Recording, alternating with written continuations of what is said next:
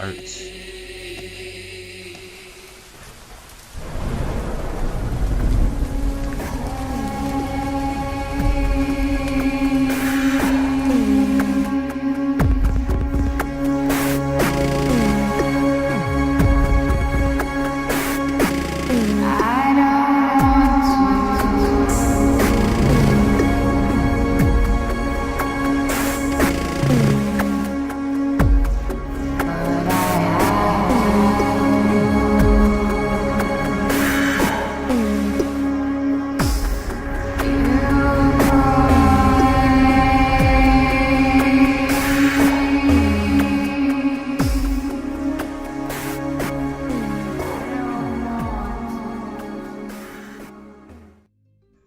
Hello everyone and welcome to another episode of the RavenRotar Arts Interviews project.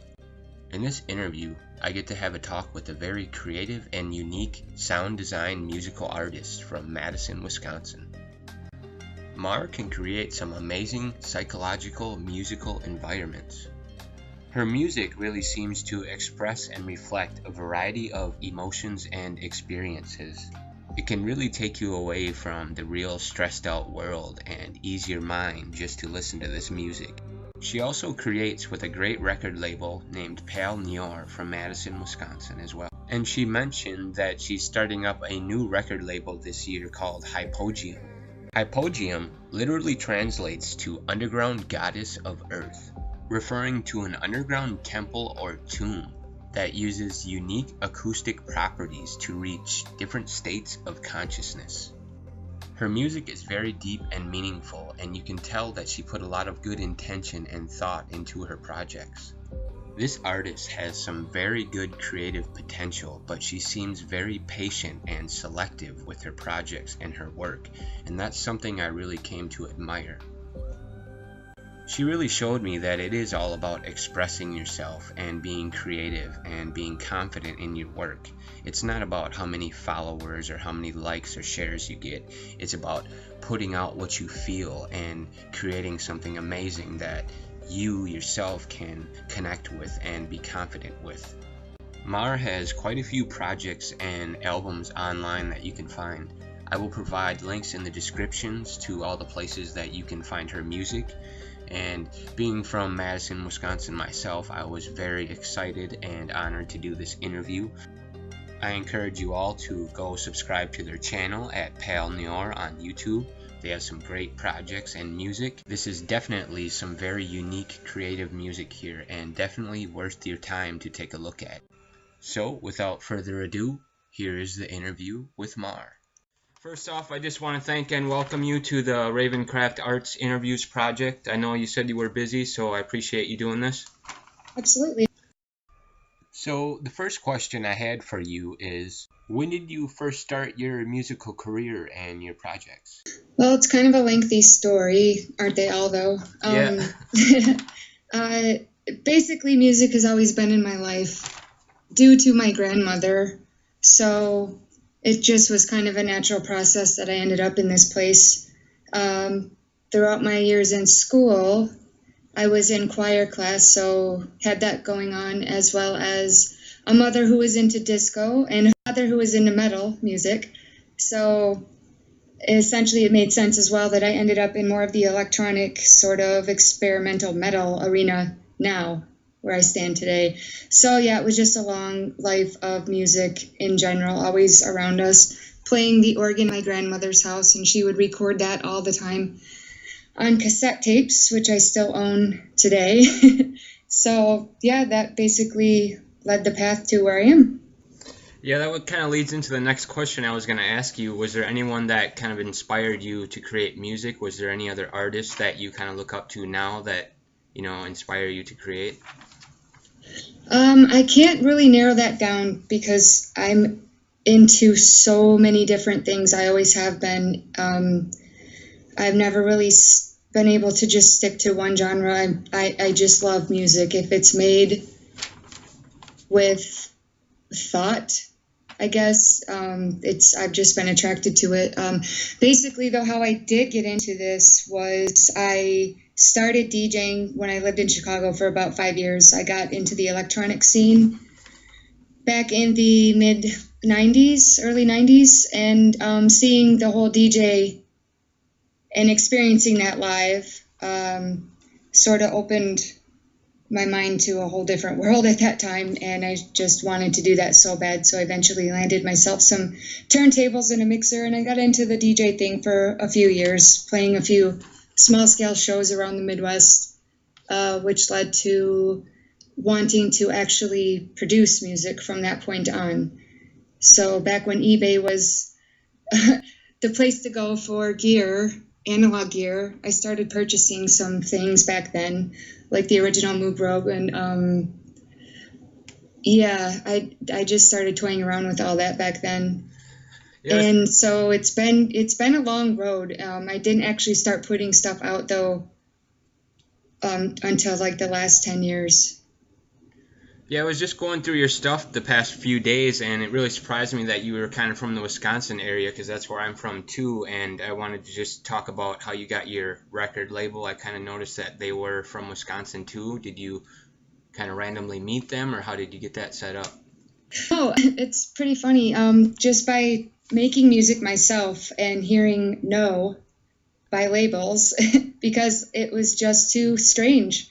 The stuff I was doing is just...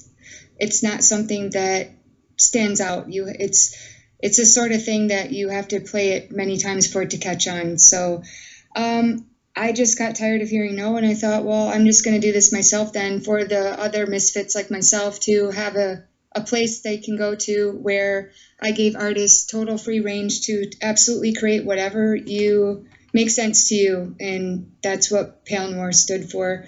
It's Pale Noir, a fancy word for pale black, which means gray. So it's essentially the gray area, the left fielders. So that's initially where that was created from. So do you do the vocals in some of the songs too? I noticed it's not too many vocals, but there is some. I was just wondering if you did any of the vocals yourself, or...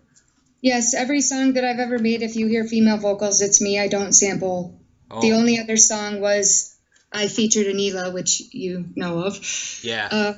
The Call, but yeah, they're me. I use my vocals often as abstracted layers to where you can't even tell it's a voice. I love to do that, and almost to make it a drone or a sort of whole different note within itself as part of an instrument. Or you'll hear some songs where it's absolutely more in the forefront. You can actually tell it's vocals, but I'm not classically trained. It's all by ear, obviously. Yeah, it's really cool though. I gotta say, I like that the new song you have on SoundCloud, Friction. I really like that one, and I've seen Hand of the Pendulum, I think it was called. Those are pretty good. Thank you. So I wanted to ask you about Nilla. How did you kind of meet her or collaborate with her? How did you get that to happen? I came across her sounds, I believe it was YouTube, and this was a time before I went to Peru for a certain retreat, let's just say, and I was doing a lot of soul searching at that time, and I had come across her music, strangely enough, in that arena, and I was just absolutely blown away by her vocals. So I actually came to her not too long after that, just to see if she had any extra vocals laying around that she hadn't used, and she was very open to it, and it just sort of went from there, and we both just kind of went back and forth in the process of that song, and yeah, it was a really good flow between the two of us. I was really proud of that release. Yeah, she's really cool. I actually had some contact with her too and did an interview, and hopefully gonna do some more stuff in the future. So yeah, that was really cool. And that's actually how I found you, is looking at her stuff, and I started looking at your stuff, and I noticed, wow, she's from Wisconsin. No way. So yeah, there are a lot of hidden gems around here, aren't there? yeah, it's cool. There's not much to do out here really but create, I guess, so yeah, and winter kind of helps with that. Yeah. So, I was gonna ask you, do you have any, spiritual practice or following that kind of helps inspire you to create, or are you just kind of diverse and open, or? I'm totally open. I'm an open book with that. I don't label myself as anything in terms of that. It's a personal path, I believe, for each and every one of us. Personally, though, without getting too into it, in terms of my creative process, I tap into within, and I use emotions to create, and I don't ever force it. It has to be purely raw emotions. So in terms of practicing, I guess creating is sort of a way of practicing, because it does tap me into myself. Right. Which is essentially all of us.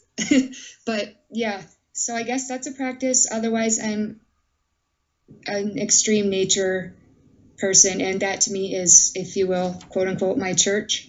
So I'm definitely out hiking a lot with headphones on, listening to other artists, and I just get lost out there that way as well. Totally grounds me. I guess that would be, if anything, my practices. My next question was, do you have any plans or events that are coming in the future that we can look forward to? I know you had some stuff come out recently, but I kind of noticed you released them in EPs or singles. Do you have like a full album or a big project that you have planned in the future? Yes, I do.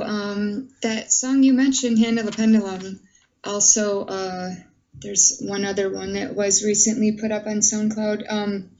Those two songs are going to be featured on my next release that will be coming out on this new label that I am starting this year called Hypogeum.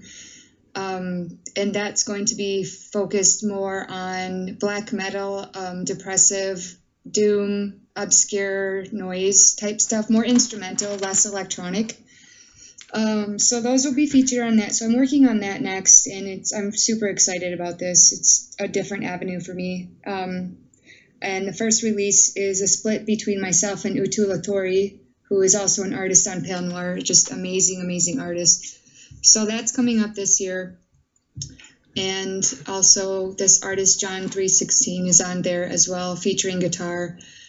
In terms of playing out, there is a show actually coming up in March 19th in Madison.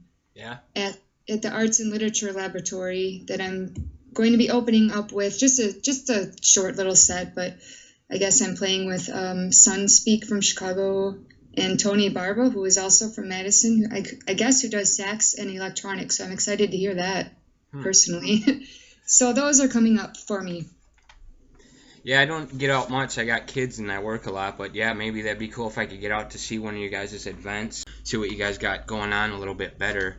I don't know if you had time to check out, what I was doing, but I kind of, find artists like you and see if they're open to collaborating or, making future projects. I was just wondering if you're open to providing some music or anything like that for projects in the future. Yeah, I'm always open if it's the right time, right place, right setting, etc. But absolutely always open for sure. I love working with people. I feel it opens your mind to other ideas. Just wouldn't have opened that door for yourself. So it's really important to work with people that are sort of on the same level as you.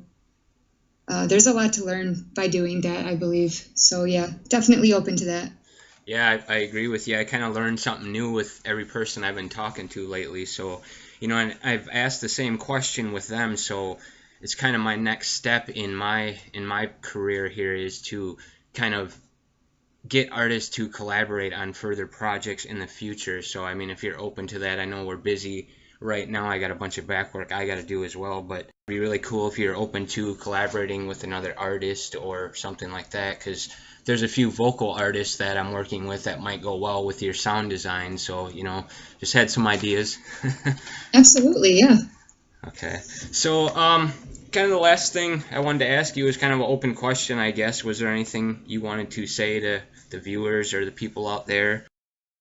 I would just say it's not about the followers. It's not about the likes. It's not about the plays. Everybody just get over all that crap. Just be true to yourself. Don't quit your day job. Yeah. Just do this from your heart, and it'll all fall into place. That's all I have to say about that. Yeah, I agree with you. I mean, it can take a lot of time to get the stuff done, and I'm kind of an impatient person. I try to get things done, and I notice it takes a lot of time just to get a little bit of quality work done. So Absolutely. I hear you. Yes. What I'm trying to do is trying to bring more followers to you. You know, that helps you and it helps me. So I'm just really trying to build something here, and I think keep pushing on, we can really create something. So Totally, and being both from here right, also helpful. right. Yeah. I look forward to maybe seeing your events. Maybe we'll keep in touch online. And you know, I didn't want to take up too much of your time today, so I think that's pretty much it for you. So Okay, awesome. Well, thank you for asking me to do this. Hey, it's either way it goes, it's just awesome to be part of it. yeah, it is. Yeah. That's all that matters. All right, well, nice to talk to you. Hopefully we'll keep in touch. So yeah, take it easy. Have a good day. You too. Thank you. All right, see you later. Bye. Bye.